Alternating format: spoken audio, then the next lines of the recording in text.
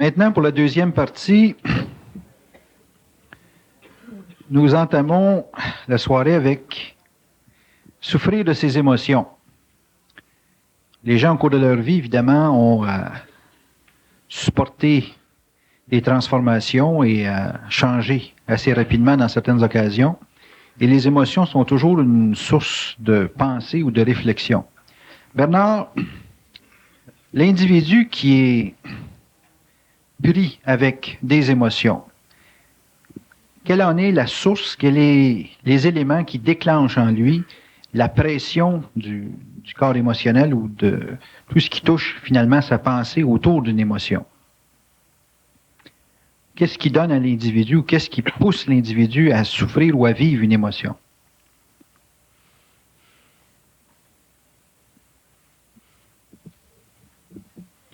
La mémoire. Essentiellement. Oui. La mémoire, c'est la force, c'est la dynamique dont se sert l'émotionnel, dont se sert le corps émotionnel pour fouetter les pensées et toujours mettre en évidence l'aspect négatif de l'être. La mémoire, c'est une la mémoire, c'est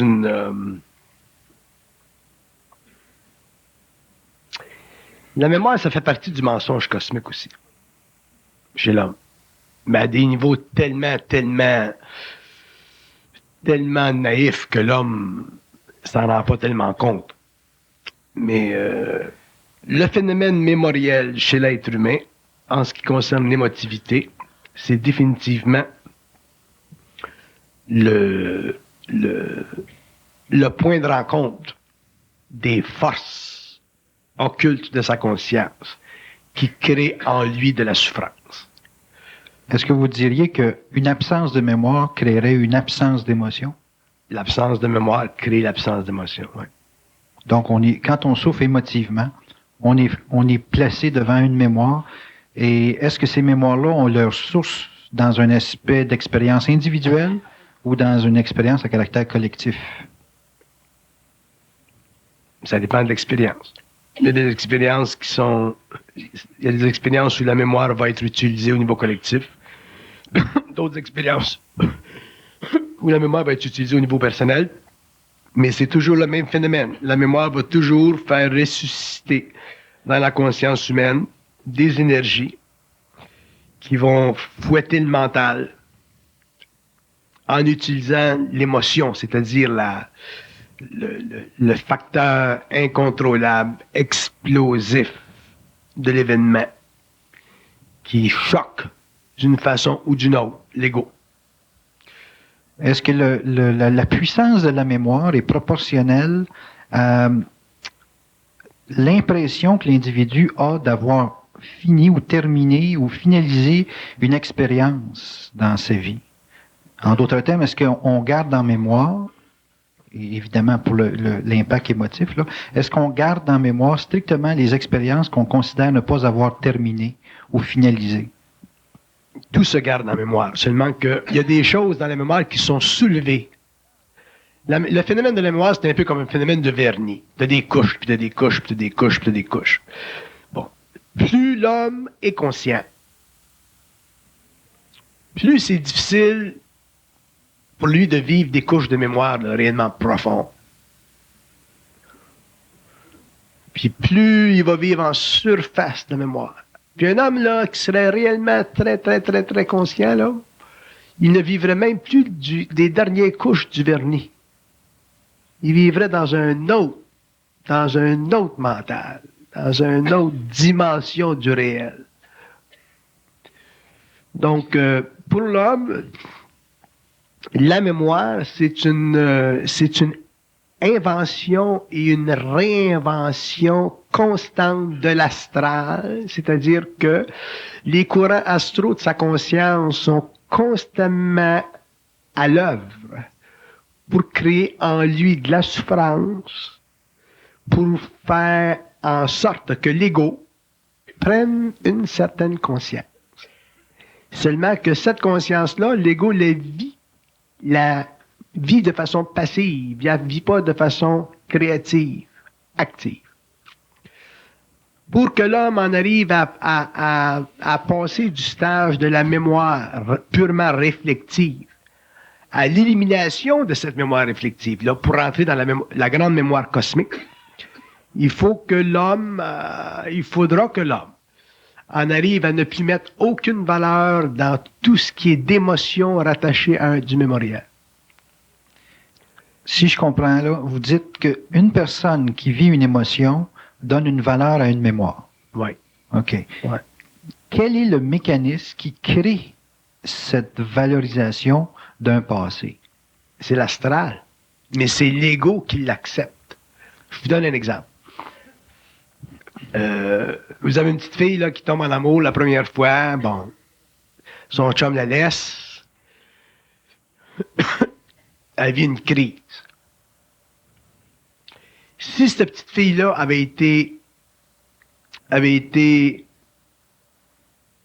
éduquée en fonction de cet événement-là par ses parents, pendant des années de temps, quand l'événement se sera produit, elle aura passé par-dessus, comme une page d'un livre. Dans ce cas-là, la petite fille, elle va vivre le choc de l'événement, le choc astral de l'âme. Puis éventuellement, elle va passer par-dessus, puis elle va se faire un autre job. Bon, mais c'est toujours comme ça dans la vie. L'homme n'a pas été éduqué en fonction de la nature des lois événementielles qui frappent le psyché. Donc, quand il se produit quelque chose, l'homme vit toujours le choc, le feu, comme quelqu'un qui meurt. Mm-hmm. C'est beau dire, ta mère elle meurt demain matin, là, ou ta grand-mère elle meurt, ou ta tante elle meurt demain matin. Mm-hmm. Bon. Ça va au salon mortuaire, elle meurt. Elle est étendue, là. Okay. Qui c'est qui souffre? C'est pas elle, c'est toi. C'est toujours le vivant qui est le con dans l'affaire. Mm-hmm. Mais pourquoi est-ce qu'on souffre? Parce qu'on vit du mémoriel par rapport à l'émotion qui utilise notre mémoire pour astraliser notre conscience, pour nous faire penser émotivement à un lien brisé, à un lien perdu, à un amour perdu, ainsi de suite, whatever. Là. Tandis que la bonne femme est l'autre bord, puis elle rit, elle. T'sais. Puis nous autres, on est titres, on pleure. C'est de l'envers. Mais la valeur que l'on donne... Si tu t'en vas au salon, puis tu pleures pas, tu regardes ton cousin, il va dire, il est bien bête. La bonne femme est morte, pleure pas. Il est-tu drogué? T'sais? Fait que, on dirait que l'homme n'est pas capable de vivre le choc de l'expérience sans émotion. Parce que il vit le choc de l'expérience en fonction de la mémoire, des mémoires, que l'émotion va faire surgir en lui. Ça, c'est astral. Mm-hmm. Fait qu'on souffre de tout. Donc, on se fait astraliser sur tout ce qu'on donne la valeur. On se fait astraliser sur tout ce qu'on met de la valeur là. Ouais. Mais là, ça a beaucoup de conséquences de ne pas donner de valeur à quelque chose. Là. Ça ne veut pas dire que tu ne mets pas de valeur à quelque chose. Ça ne veut pas dire que la bonne femme qui est dans le cercueil, tu ne mets pas de valeur dedans. Il y en a une valeur. Mais une valeur de quoi? C'est une valeur, là. Et c'est un autre plan. Fait que, tu lui donnes sa valeur qui est sur l'autre plan. Si tu lui donnes sa valeur qui est l'autre plan, c'est ton affaire. Bon, si tu vas, ma belle-mère a m'a y aller, puis je dis, bon, mais va-t'en, là, l'offre-moi, laisse faire ses sites, là, va-t'en ses plans, là, trouve-toi, là, dépendant de son cas. Moi, il parlait, tu sais, bon, comme les Tibétains font. Ouais, ouais. Je chiale pas ici, ils sont contents. Bon, on reste au bord. Mais nous autres, c'est le contraire. Les mouchoirs, puis là, tu étais bonne pendant notre vie, assez de s'occuper de nous autres, tu sais. Tu comprends-tu? Fait que, moi, ma mère, je me rappelle quand mon grand-père est mort, elle s'est achetée dans la tombe avec. Une crise. Tu sais, elle s'est achetée dans la tombe. Elle était pas capable de prendre le choc. Là, bien vite, il y en a un qui va mourir. Elle va se rejeter dans la tombe encore, là. Tu sais? Fait que l'homme n'est pas capable de vivre le choc sans mettre de l'émotion dedans. Mm-hmm. Donc, automatiquement, il n'est pas capable de mentaliser l'événement, donc il l'astralise. Puis on fait ça tout le temps. Mais vous soulevez une question. Dans quoi peut-on mettre de la valeur? Est-ce que c'est dans un temps quelconque? Ou c'est dans une relation? Mettre de la valeur dans quoi que ce soit, c'est égoïque. On ne peut pas dans la vie. Un individu conscient ne donne ne met de valeur dans rien. Tu vas créer une valeur relative pour juxtaposer des événements en fonction des besoins que tu as d'eux. Point final. C'est strictement fonctionnel. C'est strictement créatif, donc fonctionnel, donc utile. Puis dès que l'utilité s'estompe, c'est fini. Il n'y a plus de mémoire là-dessus. Bon, me donner un exemple. Là, je ne le ferai pas parce que je ne fais plus ça, ces affaires-là. Si tu m'avais demandé à 20, la même question, il y a 5 ans, j'allais sacrer un coup de pied sur la chaise, j'allais tout envoyer sur la terre. L'eau. Le pot. Tout la pot. Ouais. Comprends-tu? Autrement dit, j'aurais utilisé cette valeur-là pour expliquer quelque chose dans le temps. OK. Là, je ne le fais plus parce que je suis fatigué. Bon, ça. Mais dans le temps, ça l'a fait. On va faire comme. Comprends-tu? Mais quand l'homme est créatif, il crée une valeur dans une instantanéité en fonction de ce qu'il a besoin de faire ou d'expliquer. OK. Là, si tu dis, ben, Bernard, Montréal, c'est pas bien poli de faire ce que tu viens de faire, un homme de grand salon comme toi. Je comprends. Mais là, là, j'expliquais quelque chose. OK. Donc, la personne qui en souffre, c'est pas la personne qui pose le geste, puisqu'elle se défait de la valeur. Mais la personne, elle, qui subit ou qui en... Celle qui subit, puis celle qui met de l'émotion dedans. OK. C'est elle qui en souffre. Puis s'il y avait une personne qui a reçu le pot, puis qui s'est attaché sa robe, elle n'a pas de raison de donner de la valeur à ça.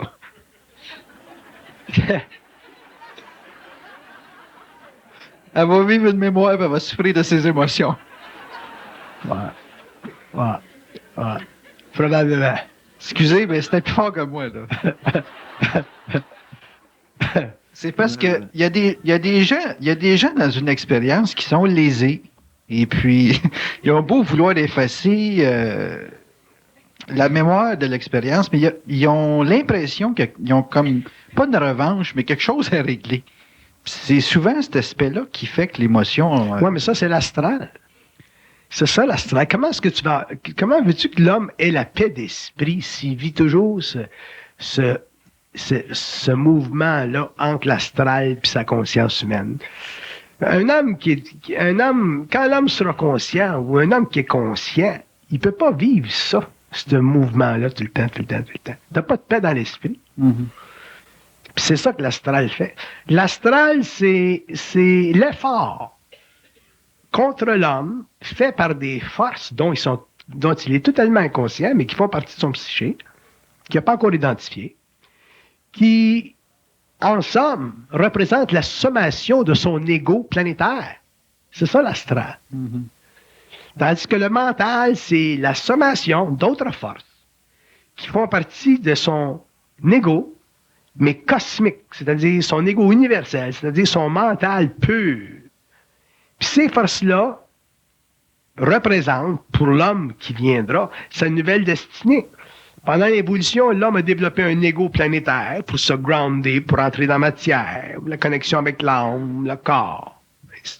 Dans l'évolution, l'homme développera un ego totalement transparent, totalement haute, qui fonctionnera selon des lois d'énergie totalement différentes de ce qu'on a connu pendant l'évolution. Mm-hmm. Autrement dit, ça sera réellement la transmutation de l'ego humain.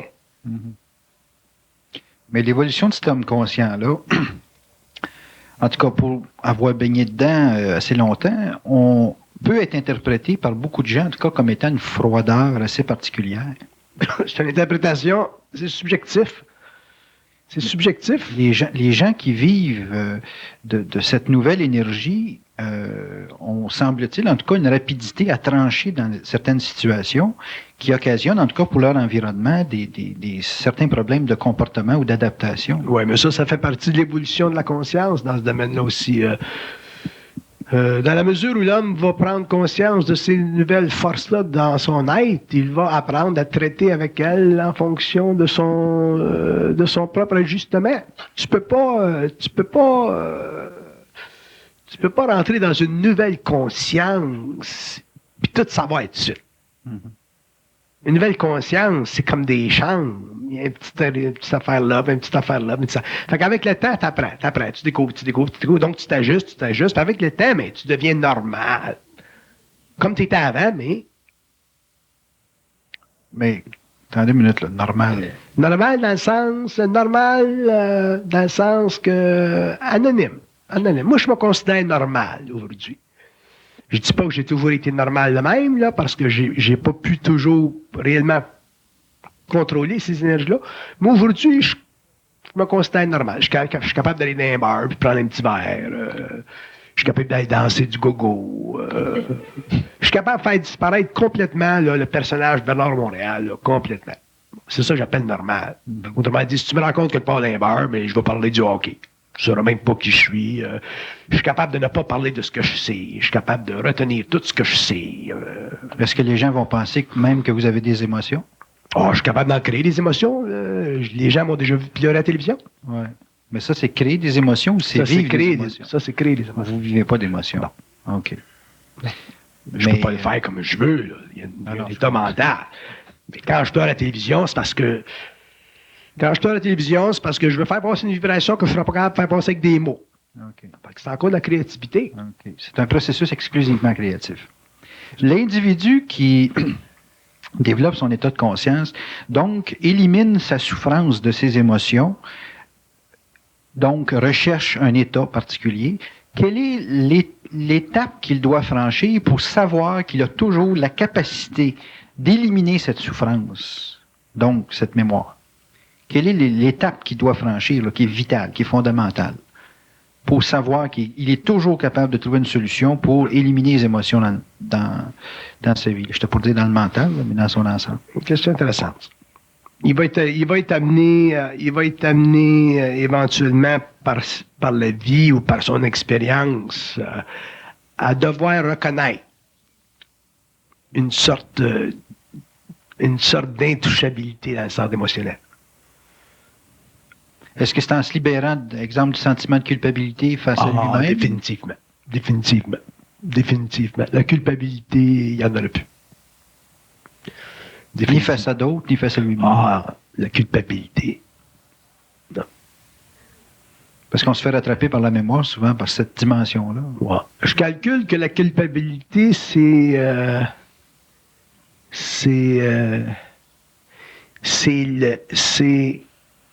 le poteau autour duquel l'énergie de l'émotion monte.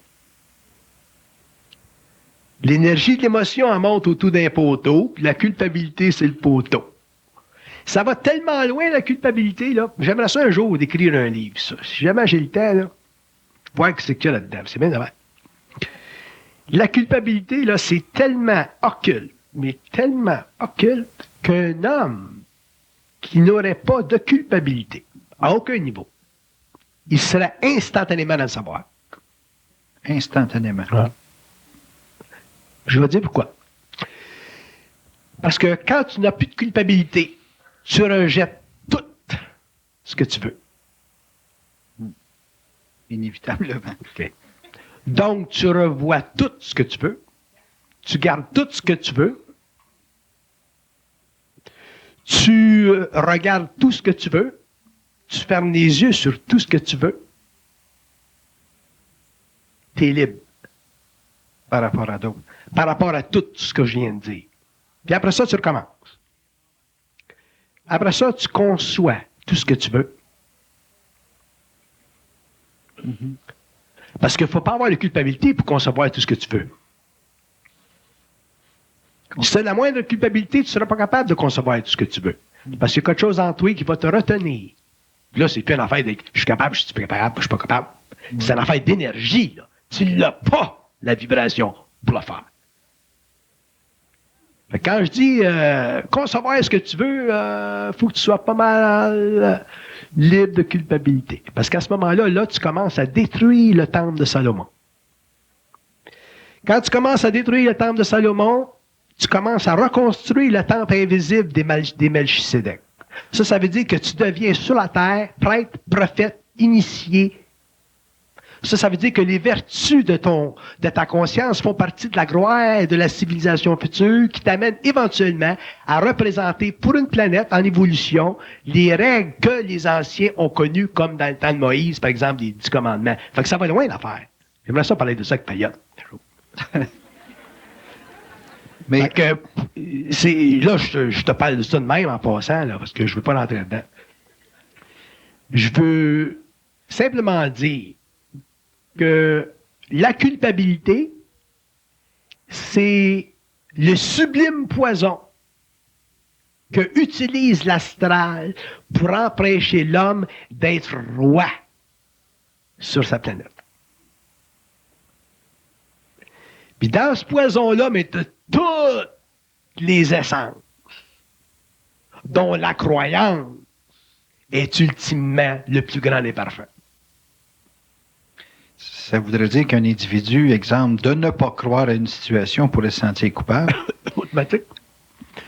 Est-ce qu'on pourrait aller descendre? Puis place les hommes à différents niveaux de l'échelle sociale, raciale, conscience. Tu sais, quand même, on n'est pas tous au Québec. Là, tu sais. Ouais. Il y a l'Amérique du Sud, il y a l'Afrique, tu sais, il y a l'Italie, il y a tout seulement pas. Fait qu'imagine-toi si c'est long, l'évolution d'une planète, pour en arriver à une conscience supramentale. C'est pas que ça prend 2500 ans, ça prendra 2500 ans, parce que ça va prendre des grands chocs pour réellement faire en sorte que l'homme prenne conscience qu'il y a beaucoup plus à la réalité que la nature psychologique de son savoir, basée sur les vertus personnelles de sa crédulité, nécessaire à la vitrification de son ego, dans le tunnel de son... Comment ça fait ça? Je sais pas, là, vous m'avez perdu. Comment ça s'appelle ça, la... Souffrance de l'émotion. Non. On parlait de croire et puis pas croire, là. Excusez, je peux pas vous apporter de support, j'ai perdu la mémoire.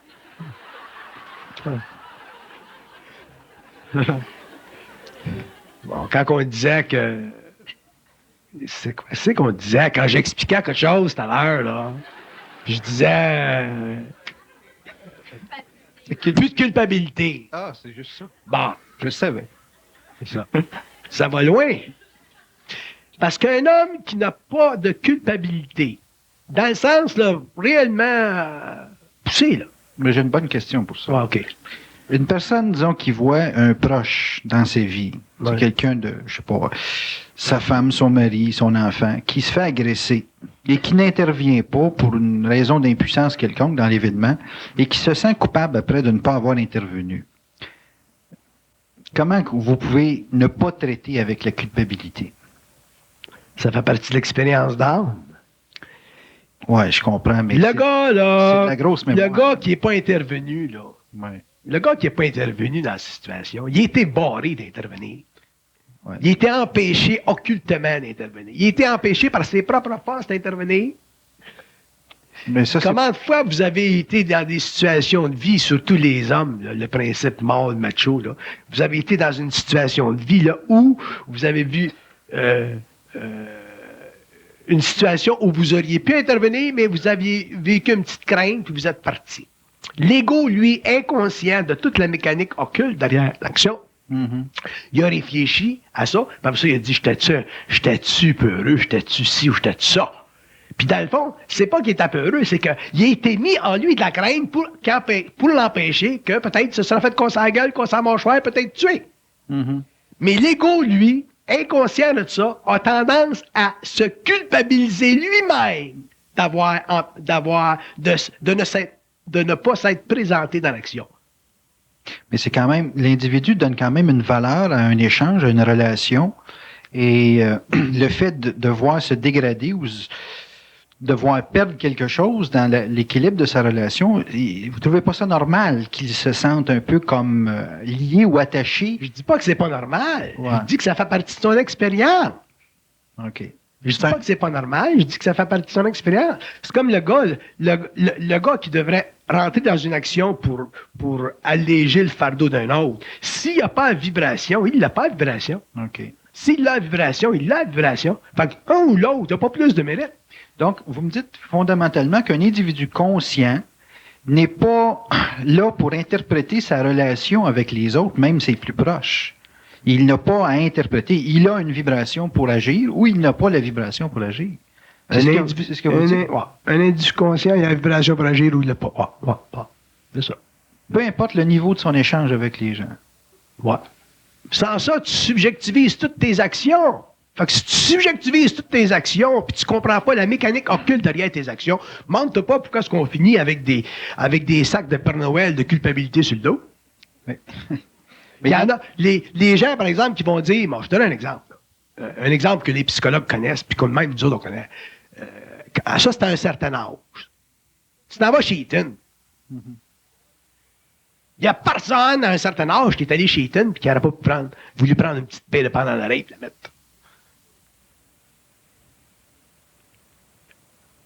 Chez Eaton. Ah ouais, chez Ils sont là, les pendant l'oreille. Ouais, ouais. De 12 ans, 13 ans, 14 ans. Tu vas apprendre à la mettre dans ta poche. C'est le fun, whatever it is. Compliqué. Mais cette expérience-là, c'est pas une toi qui a vu. Il y en a des milliers de Montréalais qui sont allés chez Eaton et qui ont voulu en prendre des petites affaires. Dans la salle, c'est plein, ça. Comprends-tu? On fera pas lever. Pourquoi? Parce que ça fait partie du mouvement astral de la conscience humaine, ça fait partie de l'expérience de l'homme, ça fait partie de l'expérience de la prise de conscience des valeurs. Tu peux pas donner à un individu une valeur de non-vol s'il passe pas d'abord par le vol. Les grands saints ont été des grands pécheurs. Mais Autrement dit, pour réellement apprécier le non-vol, il faut que tu l'aies volé une fois. vous semblez parler de deux étapes. Laisse-moi finir un petit peu. Mais si tu n'es pas conscient de ça, si tu n'es pas conscient de la mécanique de ça, puis tu es un bon gars, puis tu viens d'une bonne famille, puis un jour, ben, tu prends quelque chose sur le balcon, sur le comptoir, tu ne demandes pas, ça peut durer des années de temps, ça peut te fatiguer pendant des années de temps. Tu vas vivre la culpabilité. Bon, ben l'homme, il est de même. L'homme a fait toutes sortes de choses dans sa vie, puis il a toujours resté un petit peu avec la culpabilité de ça. Puis il n'y a jamais personne qui a dit, bon, ben ça, c'est une illusion, ça fait partie de ta programmation, ton expérience de vie. Un jour, il faut que tu le fasses sauter pour aller plus loin. Bon, est-ce que je peux arrêter là? Oui. Est-ce que cet individu-là qui veut faire sauter ça doit rebalancer des actions dans sa vie? En ce sens que, là, je vois difficilement quelqu'un qui aurait volé des boucles d'oreilles en 1975, vouloir aller en racheter puis les replacer sur Ta question est très bonne. C'est pas nécessaire. C'est dans ta tête que ça se passe. C'est strictement une question d'état mental. Il n'y a aucun geste à poser. Non, c'est strictement dans ta tête. Parce que si tu fais le geste public de ça pour balancer ça, à ce moment-là, tu rentres dans une autre culpabilité. Dans quel sens? C'est une game que tu joues. Il y a beaucoup de gens qui... C'est dans ta tête que ça se passe. Tu coupes, bon, c'est fini, bang, bang, bang.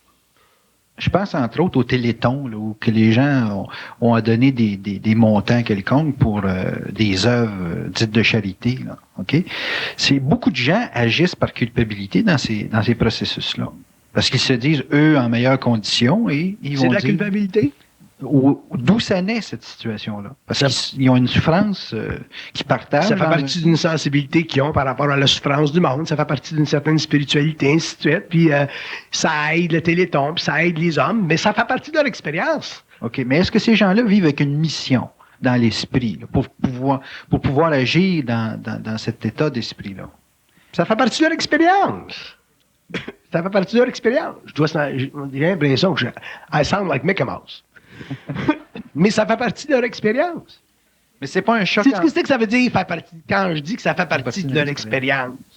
Faire partie, quelque chose qui fait partie de ton expérience, c'est quelque chose qui fait partie de ton monde mental à toi, ton monde émotionnel à toi. Ça fait partie de ton expérience.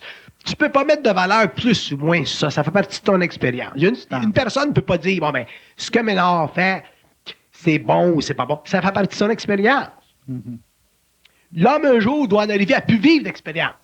Fait que tant que tu es obligé, tu peux dire d'une personne, ça fait partie de son expérience, ça veut dire qu'il y a quelque chose à apprendre.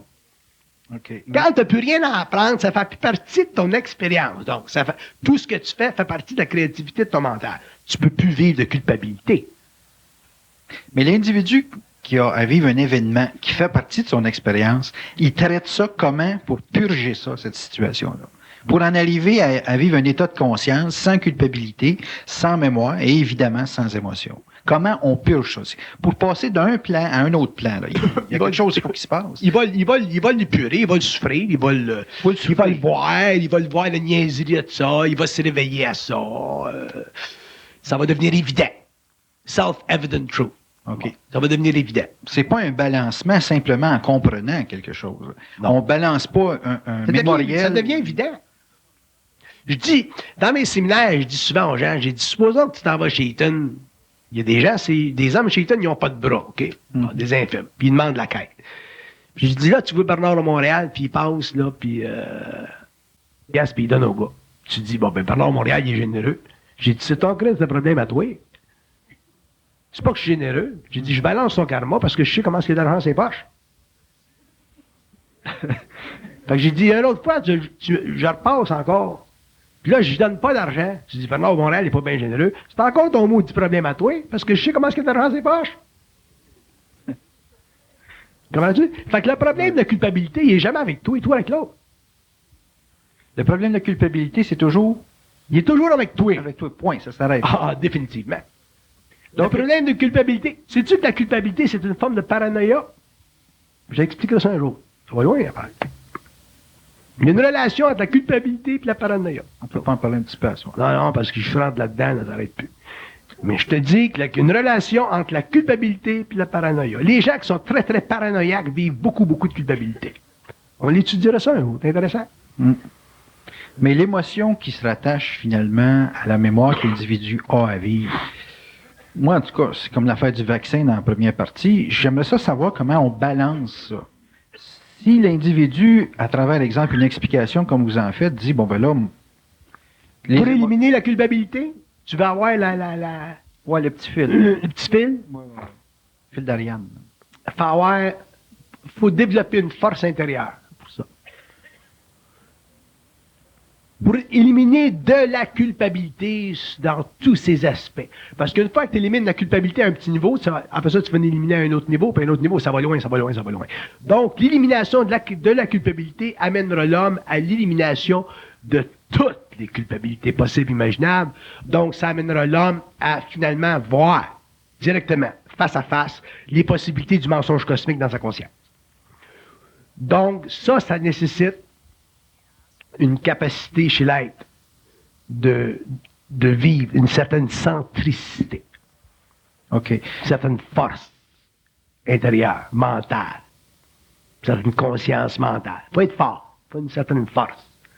Parce que aussitôt que tu parles d'éliminer la culpabilité, tu parles d'éliminer des liens dans ta conscience. Des liens même qui sont vibratoires avec le mémoriel, qui peut faire partie du mémoriel personnel, ou qui peut faire partie du mémoriel collectif, ou qui peut même faire partie du mémoriel cosmique, et ainsi de suite, si tu es un initié, par exemple. Puis il faut que ça soit cassé, ça. Moi, je le sais, je vis constamment en lutte avec les forces. Tout le temps. Même si mon initiation a fini en 84, je vis en lutte avec les forces parce que j'ai trop conscience du fardeau que doit vivre la conscience humaine pour ne pas prendre conscience que ce fardeau-là est une illusion qui doit être totalement sautée avant que l'homme en arrive sur la Terre à avoir ses propres pouvoirs, ses propres capacités créatrices à tous les niveaux. L'homme ne peut pas se permettre de vivre le moindre assujettissement par rapport à l'invisible. C'est pour ça que l'élimination de la culpabilité dans sa conscience humaine, même si c'est un petit niveau, au niveau de la religion, au niveau chrétien, au niveau whatever, c'est essentiel. Tu ne peux pas rentrer dans le domaine mental de la conscience si tu traînes les bottines de la culpabilité. No, oui. Bon, j'ai la question qui vient avec ce que je veux encadrer, là. Un individu conscient, peu importe le niveau, est-ce qu'il a une responsabilité face à des gens ou à un environnement qui sont moins conscients que lui ou elle? Oui, il y a une responsabilité. Oui, il y a une responsabilité, mais c'est pas tellement par rapport à l'extérieur de lui-même qui est le problème. C'est par rapport à l'intérieur de lui-même. Un homme qui est moindrement intelligent va prendre conscience du respect pour les autres. Donc, il va éliminer en lui-même la culpabilité, mais il va compenser avec l'extérieur, dans le sens qu'il va empêcher l'extérieur de souffrir trop le fait que lui peut agir d'une certaine façon où la culpabilité n'est pas présente. Mais la responsabilité, c'est une valeur. La responsabilité, c'est une valeur dans la mesure où toi, tu es capable de créer une valeur pour la responsabilité. Si tu n'es pas capable de créer de valeur pour la responsabilité devient inutile. Comment on peut vivre une responsabilité sans donner de valeur? Tu peux vivre une responsabilité sans y donner de valeur si la responsabilité t'est imposée de l'extérieur et qu'elle ne fait pas partie de ta conscience créative. À ce moment-là, ta responsabilité que tu vis est une imposition extérieure à ta conscience et elle t'enlève de la valeur pour en créer une qui est psychosociale et qui t'en enlève de la valeur. OK. Vous voulez dire, là, je fais un résumé, là. Vous voulez dire qu'un individu qui se donne une responsabilité ne sent pas de valeur, mais que si on lui impose une responsabilité ou si on lui suggère une forme quelconque de responsabilité, on lui impose à ce moment-là une valeur et là, il peut vivre de la mémoire. C'est ça? C'est ça. OK. Question qui suit avec ça. L'individu qui est conscient, est-ce qu'il a la possibilité de changer ses responsabilités ou si ça lui est imposé cosmiquement? Sa responsabilité. Ça dépend de sa conscience. Ça dépend de sa conscience. Ça dépend de son niveau de conscience. Ça dépend de son niveau de fusion. Ça dépend de son niveau d'intégration. Ça dépend de son niveau de souffrance. Ça dépend de son niveau de souffrance. Ça dépend jusqu'où il en est rendu dans sa conquête de l'occulte des forces.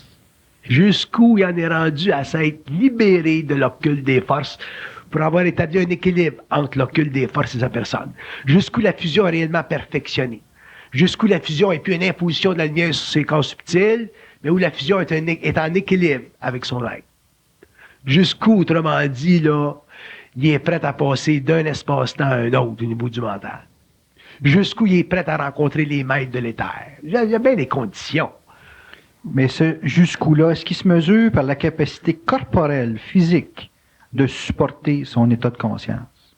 Il se mesure par la capacité corporelle, physique, oui, parce que son système nerveux est très ajusté au niveau vibratoire à ses corps subtils. Donc, il y a une relation entre les corps très denses et les corps très, très subtils de son être. Ça va tout ensemble. OK. La seule chose, c'est que les corps subtils vont avoir précédence sur sa conscience. Les corps subtils, surtout le mental, vont avoir précédence sur sa conscience, même sur sa conscience physique. Dans le sens qu'il n'y aura pas d'espace entre la puissance mentale de totaliser sa capacité d'énergiser son corps matériel. OK. Je me cherche un thermomètre là, pour mesurer là où l'individu a, dans un sens, un peu comme le droit de se libérer d'un sentiment de culpabilité, là, entre guillemets. Est-ce que son corps, lorsqu'il souffre d'une émotion, quand son corps a suffisamment encaissé de souffrance, est-ce que c'est à partir du corps que l'individu dit c'est assez, ça arrête ici, je ne veux plus vivre aucune mémoire, aucune responsabilité, aucune culpabilité face à tel événement? Est-ce que c'est à partir du corps? Oui, en général, oui. Mais c'est jamais avant. Non. Parce que l'homme, pour comprendre quelque chose, a besoin du toucher. C'est le Puis dans le corps physique, il touche plus. Si, bon, c'est comme quand vous êtes en affaires, par exemple, puis vous avez des stress, mais éventuellement, vous faites de l'acide. Fait que là, tu prends un break, tu commences à la miami, tu sais. Mais tant que tu fais pas d'acide, t'as pas de raison de continuer à faire les affaires à un certain rythme. C'est le même que c'est. Fait qu'au niveau de l'émotion, c'est la même affaire. Faut le vivre dans le corps, cette émotion-là. Puis éventuellement, quand on l'a assez souffert, là, on le fait sauter. OK. Donc, la relation entre la maladie et l'émotion est finalement très étroite. Ouais. Et est-ce que la maladie peut servir à une prise de conscience chez l'individu pour épurer cette culpabilité-là? Oui. Donc, l'effet de culpabilité qui fait souffrir l'individu, est-ce que ça peut se loger à bien des dimensions? Une personne me posait la question tout à l'heure, est-ce qu'on peut souffrir émotionnellement dans le sens du plexus, ou c'est ça, du plexus solaire, ou s'il y a des gens qui souffrent dans le mental? Est-ce qu'il y a deux niveaux? Vous pouvez souffrir dans le mental, vous pouvez souffrir au niveau du plexus solaire. Puis, il y a des gens qui souffrent même au niveau du dédoublement astral. Dédoublement astral. Non, celle-là. Terrain inconnu. Mais la chose qui est importante au niveau de la culpabilité, c'est de comprendre. Puis l'homme le comprendra un jour. Ça devient évident une fois qu'on a une certaine conscience, mais la culpabilité, c'est l'équivalence de la partie mentale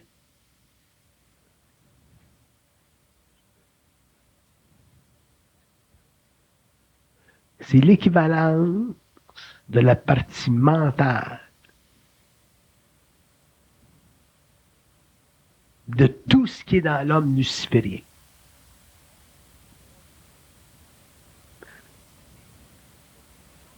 Quand vous dites luciférien, est-ce que vous faites référence au mal dans le sens... Je parle pas de mal dans le sens moral du terme.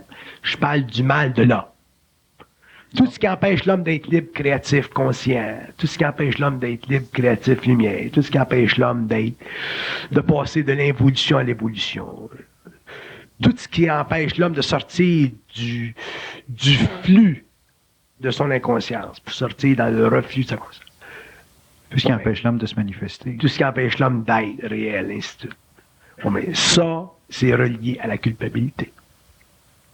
C'est très grave, la culpabilité. Je suis sûr que si j'écrivais un livre sans culpabilité, je pourrais écrire une brique de même. Il serait lu. Puis ça serait extraordinaire parce que le monde mental, c'est seulement le monde mental. C'est à travers les yeux du monde mental que tu peux voir le monde astral. Tu peux pas voir le monde astral à travers les yeux astraux. Faut que tu ailles dans le monde mental. Puis là, tu regardes le monde astral de la culpabilité. Puis là, tu vois des choses extraordinaires parce que c'est là que tu t'aperçois que l'homme a été un être manipulé à travers ses sentiments, donc ses émotions pendant des millénaires. Puis c'est ça qui a créé la fabrique, la couleur de nos cultures, de nos civilisations, et ainsi de suite. Est-ce que l'astral peut manipuler la lumière? L'astral ne peut pas manipuler la lumière, mais l'astral peut colorer la lumière. Quelle différence ça fait dans la forme? Ça va empêcher l'homme de voir clair, d'être lucide. Donc, un individu peut avoir de la lumière, mais être soumis à de multiples interférences. Ah. OK. Mais est-ce qu'un individu conscient, dans le sens qu'on l'entend, là, peut vivre une forme quelconque de culpabilité à cause de la coloration? Ou s'il va voir à travers la culpabilité, mais la subir quand même dans sa forme? Ça dépend de son niveau de conscience. Il peut voir à travers la culpabilité, mais la sentir encore un petit peu. Je pense que pour ne pas vivre de culpabilité du tout, là, il faut être très, très intelligent. Dans le sens aussi de puissant, là. Oui. Intelligent dans le sens de puissance du mental, d'aligner dans le mental. Je parle pas des chiffres, l'école. Non. Très intelligent. Ça veut dire être capable de voir à travers les illusions que l'astral va créer, les reflets que l'astral va créer, là, d'un cas subtil. C'est parce que je pose cette question-là, c'est parce qu'il y a des gens, des fois, qu'on rencontre qui souffrent d'une émotion, mais ils sont conscients de la stupidité d'en souffrir. Mais ils ne peuvent pas s'empêcher de le souffrir. Ouais, mais c'est parce qu'ils ne sont pas assez intelligents dans la volonté de leur souffrance. Si ces gens-là avaient de la volonté, ils feraient sauter ça. Ils n'ont pas assez de volonté encore. Ça prend un certain temps, parce qu'ils vont l'avoir. Puis il va falloir qu'ils bavent encore. Oui. OK. C'est encore une question de physique. C'est encore une question de transmutation des corps subtils. Okay. On ne peut pas, disons, pour une personne comme ça qui est consciente de souffrir d'une émotion, on ne peut pas, en parlant de sa mémoire, lui donner la volonté. Non, vous dites une chose qui est importante. Là. Vous dites les gens conscients de l'émotion aussi. Ça. Les gens sont conscients de bien des affaires, mais ils ne sont pas intelligents.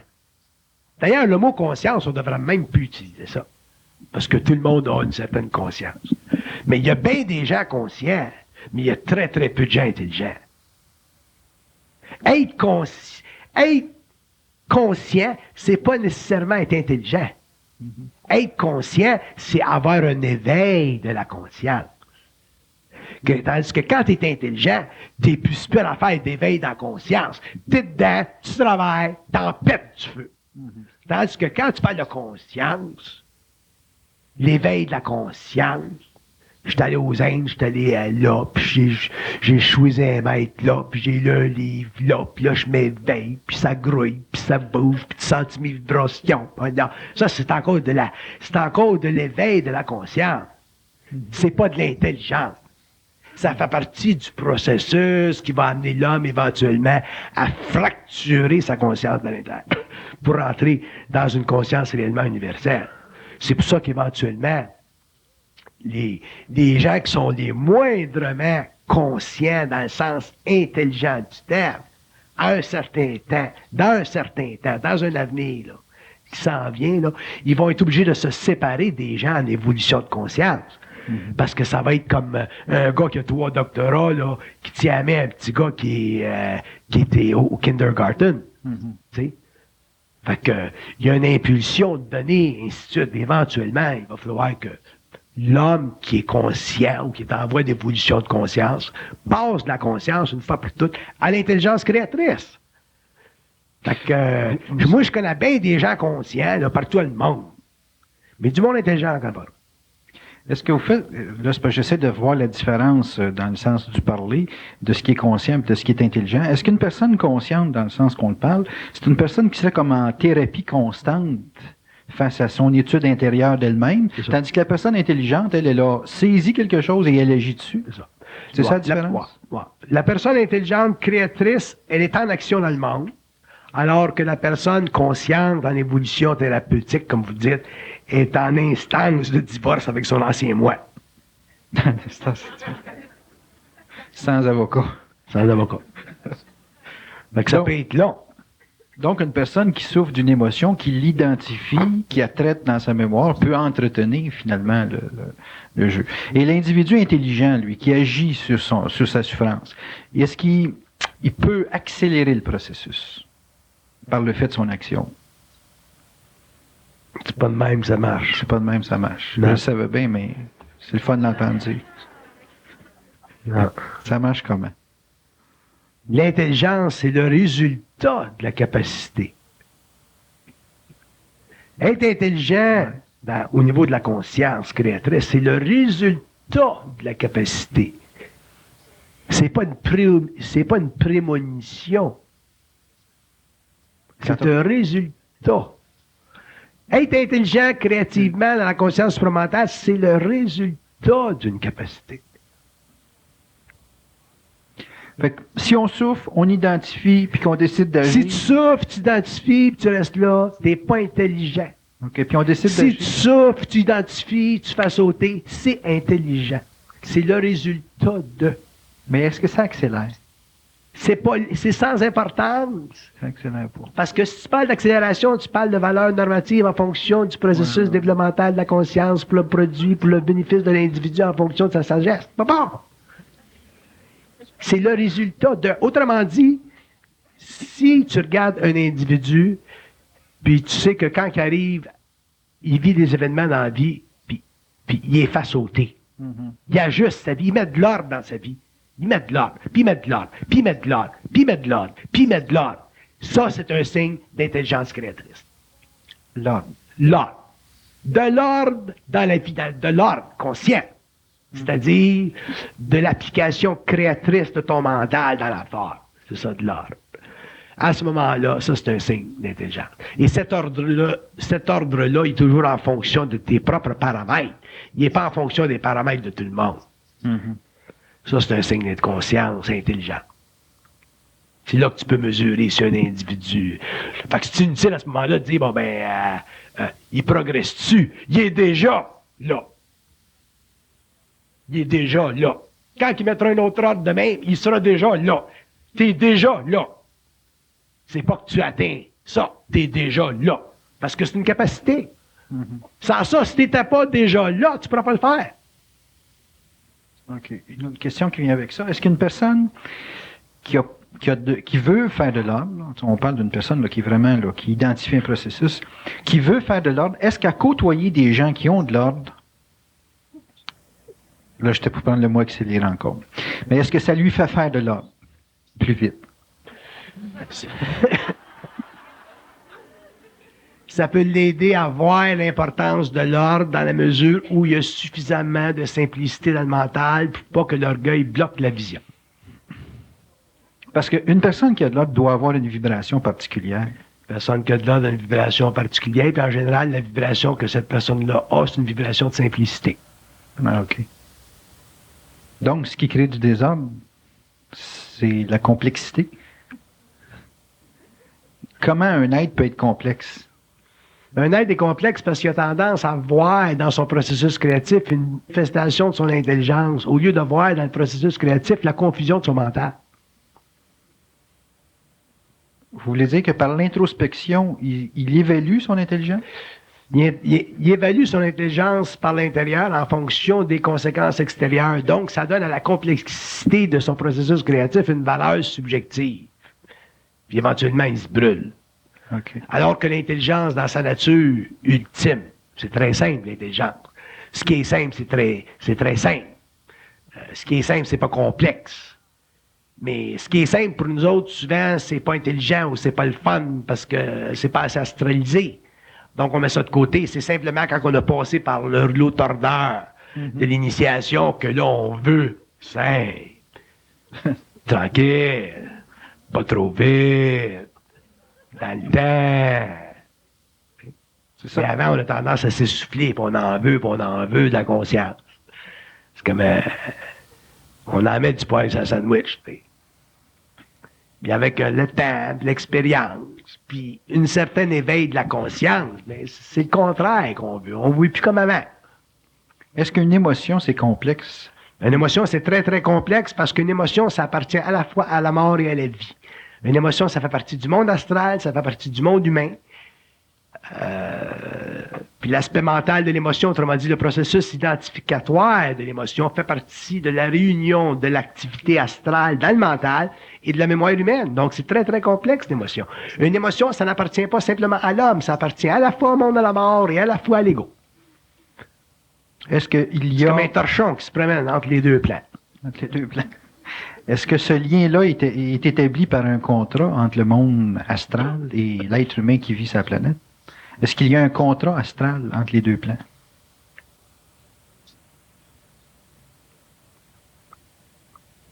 Il y a un contrat astral entre le plan astral et l'âme.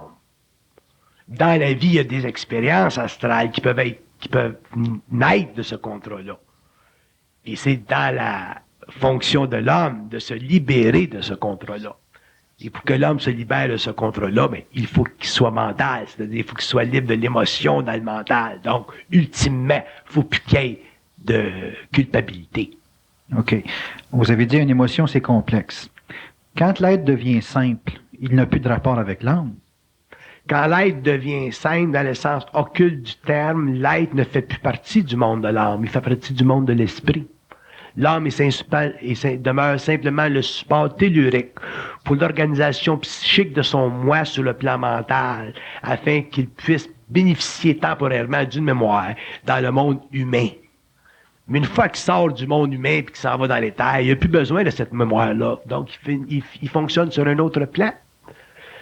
L'âme, c'est de la mémoire. Je ne sais pas pourquoi est-ce que les gens mettent tellement d'importance dans l'âme. C'est l'esprit qui est important dans la conscience humaine, c'est pas l'âme. L'âme est nécessaire pour l'évolution de l'ego, l'âme est nécessaire pour la reconstruction des différentes périodes historiques de la personnalité en évolution, l'âme est nécessaire pour le développement de la conscience égoïque, mais ultimement, quand l'homme passe de l'involution à l'évolution, quand l'homme entre dans sa fusion éventuelle, l'âme est plus nécessaire parce que l'âme n'a plus de fonction. Elle devient totalement nucléarisée, puis elle est mise en taux vibratoire avec l'esprit. Puis c'est ça d'ailleurs qui crée la fusion. Donc tout ce qui est au niveau, tout ce qui est autour du noyau, le périsprit, l'âme, l'inertie égoïque est éliminée. Donc à ce moment-là, ben, si on regarde l'individu, ben, on s'aperçoit qu'il n'y a plus de mémoire personnelle, on s'aperçoit qu'il ne fonctionne plus au niveau des émotions naturelles, on s'aperçoit qu'il est un petit peu différent du monde. Mais dans le fond, c'est pas qu'il est différent du monde, c'est qu'il est plus loin que l'humanité en attendant que l'humanité avant. Mm-hmm. Mais s'il est suffisamment balancé, mais ça paraît pas trop, qui fait partie d'un autre temps, ça se balance, là. Parce que l'énergie est suffisamment intégrée. Mais ça, c'est l'évolution de l'homme. Il n'y a pas un homme qui évolue pareil, il n'y a pas un homme qui est fait pareil. Les hommes vivent des grandes craintes. Je dis souvent, les initiés n'ont pas de mérite. Les hommes ont plus de mérite que les initiés parce que les initiés sont comme fondus sont pris par surprise à un certain temps de leur vie. Puis là, sont forcés à aller dans une certaine direction. Puis éventuellement, ils équilibrent ça, ils balancent ça. Tandis que l'homme, il est obligé de passer de l'ignorance, l'inquiétude, l'incrédulité, le choc pour en arriver à une certaine conscience. Fait que l'homme a beaucoup plus de mérite que l'initié. L'initié a une force. Son mérite à l'initié, c'est pas sur la terre, c'est sur les autres plans. Il vient ici, puis il est prêt. Ah ouais, non.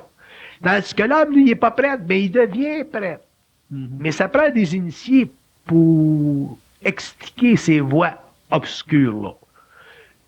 Mais par contre, les hommes, en tout cas, de mon point de vue, ont plus de valeur que les initiés, plus de mérite que les initiés, parce qu'ils sont constamment confrontés par le doute possible. Tandis que l'initié, il n'y a pas de doute. L'initié, ça force peu au niveau du mental. Un initié au niveau du mental, c'est comme un Rambo au niveau physique. Ça plie pas, ça casse pas, que ça rencontre que ça vienne en contact avec des entités, n'importe quoi, des intelligences d'autres planètes. Un initié, ça passe pas. Ça plie pas, ça n'a pas de doute, ça n'a rien. En tout cas, les initiés que je parle. Bon, ceux-là.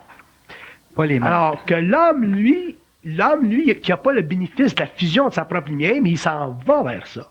Il y a beaucoup, il y a une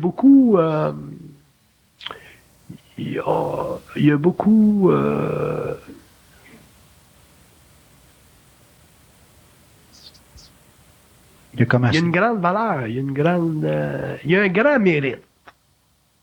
Pour le travail, pour se décomplexifier, finalement. Pour se rendre plus simple, puis pour voir à travers les instructions ou les enseignements ou ce qu'un initié peut dire. Parce qu'un initié, quand ça parle pas pour tout de suite. Ça parle toujours pour 5 ans, 10 ans, 15 ans, 20 ans. Ils sont bons, c'est long shot.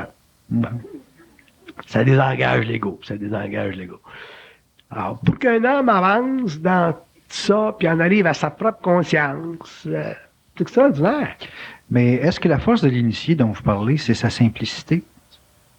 On parlait de simplicité comme étant finalement le résultat d'un état d'intelligence ou de conscience. Est-ce que c'est le fait de cette simplicité-là qui fait que l'initié a cette force où il peut traverser le temps? Non, la force de l'initié, c'est pas sa simplicité. Sa simplicité, c'est simplement la conséquence de ce qu'il sait.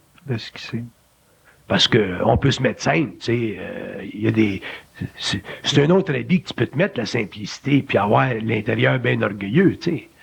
Bon, tu te mets simple, tu sais. Okay. Puis en dedans, ça peut péter du feu d'orgueil. Mais la simplicité de l'initié, c'est que l'initié connaît tellement la nature de l'intelligence, d'où ça vient. L'initié, quand même, c'est un homme qui est en contact avec l'invisible. Donc, il connaît tellement la game qu'il ne peut pas jouer de game. C'est parce que je cherchais une solution pour le fait qu'il ne peut pas jouer de game, le fait qu'il sait d'où vient la pensée, comment est-ce que ça marche, ainsi de suite, mais quand même qu'il vivrait ou qu'il véhiculerait n'importe quoi sur le plan matériel, il est toujours conscient du rapport étroit avec l'invisible, que tout vient de l'invisible, ainsi de suite, qu'il est simplement un outil dans le monde, comme les hommes sont un outil dans le monde. Fait que sa simplicité, c'est une conséquence de ce qu'il sait. C'est pas une attitude positive biblique.